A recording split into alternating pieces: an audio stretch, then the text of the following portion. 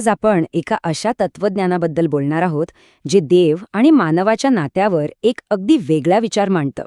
चला तर मग सुरुवात करूया मध्वाचार्य आणि त्यांच्या विचारांच्या या प्रवासाला. एक असा प्रश्न आहे जो कित्येक शतकांपासून विचारला जातोय.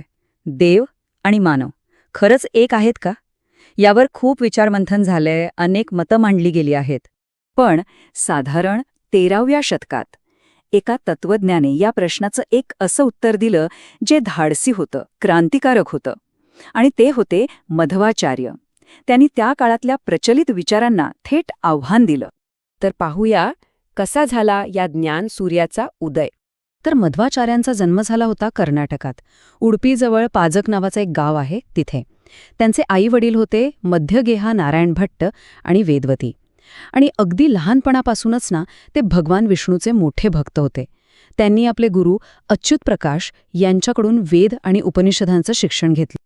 त्यांचं ज्ञान इतकं जबरदस्त होतं की अनेकदा धर्मशास्त्रावरच्या वादविवादात ते चक्क आपल्या गुरूंनाही मागे टाकायचे.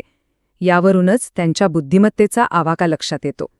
आत्ता वळूया त्यांच्या मुख्य विचाराकडे, द्वैत तत्वज्ञानाकडे. तर मध्वाचार्यांनी मांडलं द्वैत तत्वज्ञान. आता द्वैत म्हणजे काय?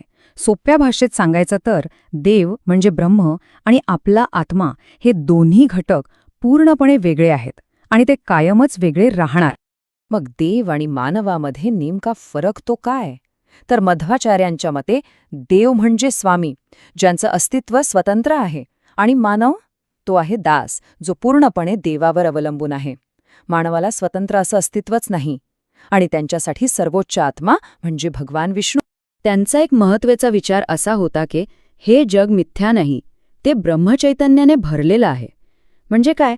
तर आपण ज्या जगात राहतो ते खोटं किंवा भास नाहीये, ते खरं आहे, वास्तविक आणि पवित्र आहे. बरं, मग मुक्ती कशी मिळणार? मार्ग काय?